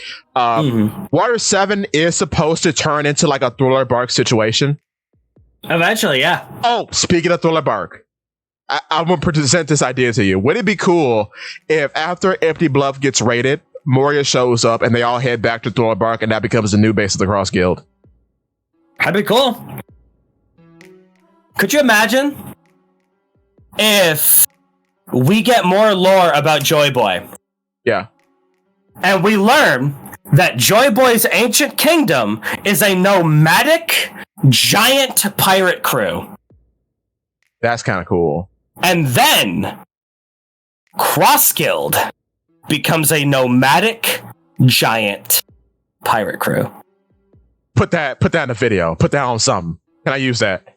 Go for it. Yeah. Oh, Zakk, that's good. Also, then people make the connection between not Joy Boy and Luffy, but Joy Boy and Buggy. Good, yeah, baby. Clown Piece keeps winning. Clown Piece all the time. Hong Kong. Dun, dun, dun, dun, dun, dun, dun, dun, dun, dun, dun, dun, dun, dun. Yes.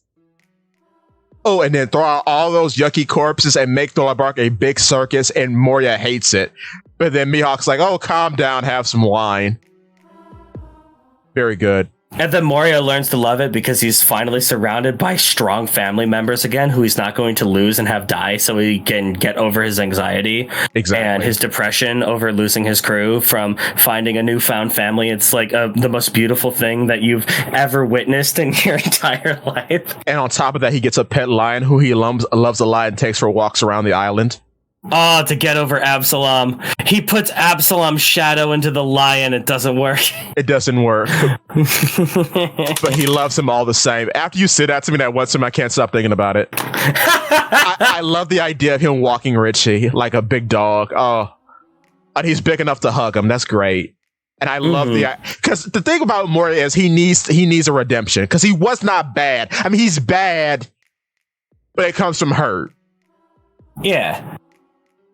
He's not and because Perona exists, there's redemption available. Now, Absalom through cute anime girls, all things are possible. Because he is a good father. Yeah. Though Absalom was kind of crappy, and Hallback is very problematic. Which is good because we got rid of those two characters. Yes, they suck.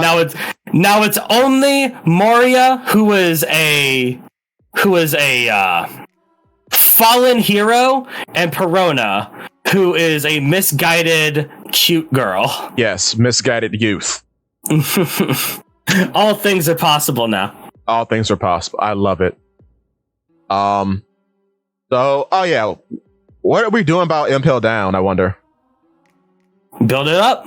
Water 7 that guy. Yeah. He said if we can go higher. Can we get much higher? Break Doflamingo out of prison. Break him out. Because I thought about something. Doflamingo, I think he would fall for Bucky because he fell for Usopp. Mm-hmm. So he's susceptible to, I guess, to that kind of deception. Yeah, to cartoony antics that shouldn't be. What makes sense? He got beat by Luffy.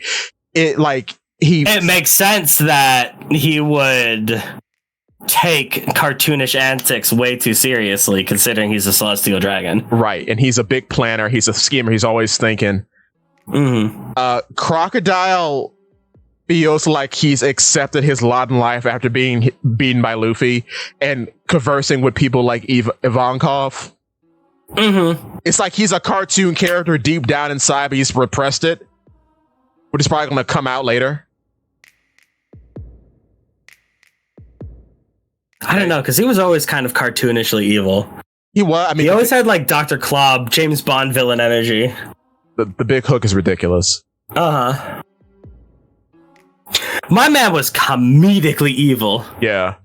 My man looked at Vivi and said, if I have to kill 2 million of your countrymen, I guess I'll cry some crocodile tears for them. Yikes! And then he does the iconic move.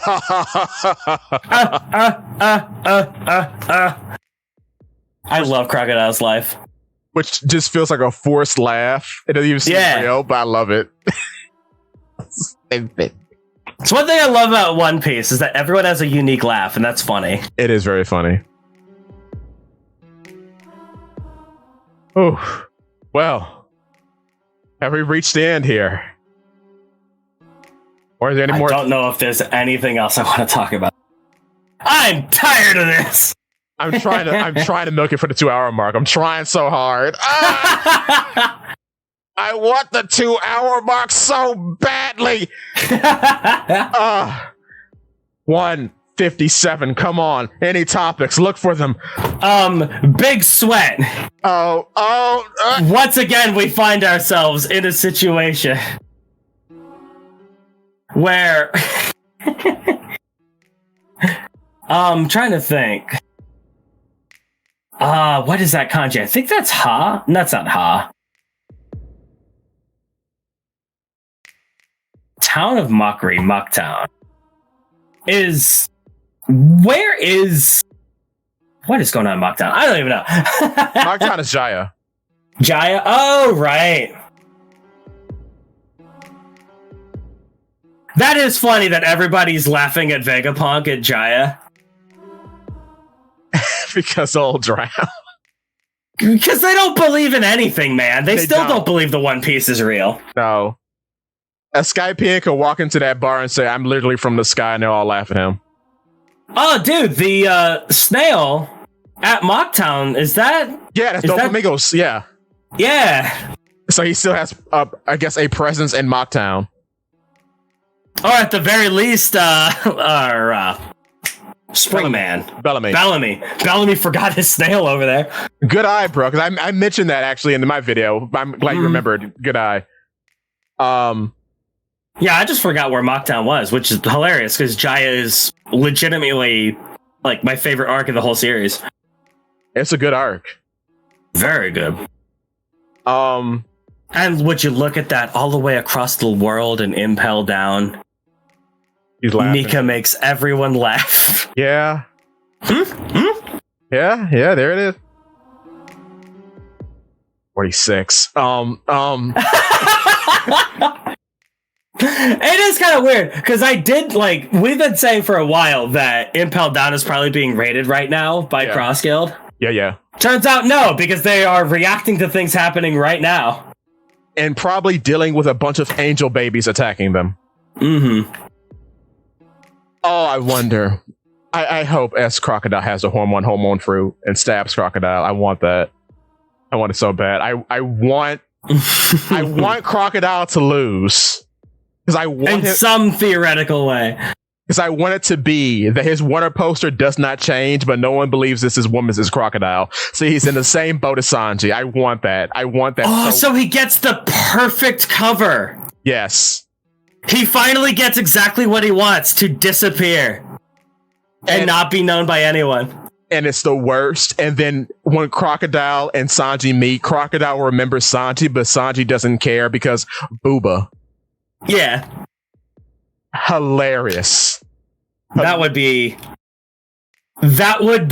a great, I guess, dichotomy between the two. Yeah. As two individuals that have struggled with body dysmorphia at the hands of Ivankov, who is evil. Yeah. Thank you. Because ain't no way. I'm sorry. The island is artificial. I'm sorry. Come on now. He can change everything, or they can change everything. Whatever. We're into the show. We hit the 2-hour mark. Right. It's he when it's he, and she when it's she. We can say he or she or they. It don't matter. Yes. They are the living embodiment of gender fluid. It doesn't matter what pronouns you put on Eva. It's fine. And he can change all living things with the hormones because all living things have hormones. Mm-hmm. Which... Woo, I don't know what that meant for the ecosystem, but if you are on the YouTube or the TikTok, you should follow Reddit Sephiroth, and please tell me the TikTok again because I'm bad at remembering. Pinball PA, as in Pennsylvania, official. Brother has Pinball PA official. He has a ton of great arcade videos. It's kind of like Video Game Historian. It's fantastic. You do an excellent job, bro. I love them. I just saw your Final Fantasy video on the main channel. Good video. Yeah, now you go. I mean, while you're on YouTube, take a look over at this one channel that I discovered recently called Polypede Works. Pretty good. Does some crazy theory stuff, talks about One Piece. If you need more One Piece content, I mean, this guy posts 3-4 times a day. It's insane. Give him a follow. Give him a subscribe. And you better subscribe to Reddit Sephiroth, and you better follow Pinball. Pinball PA. Pinball PA. I want to remember. Pinball PA. Follow it. It's great. Follow it. Go to the arcade. Go there more. Spend all your money there. Have a birthday party. Have a bar mitzvah. Have a quinceañera. How do you pronounce that? I can't. Schedule a field trip with me right now. I'm doing 4 of them this week. Yes, schedule a field trip right now. And the bar's open though. Don't be dodgy. We'll see you in the next one. Bye. Bye. First pirate. Oh my God, One Piece is over. Why would they do this? Oh Lord. Oh.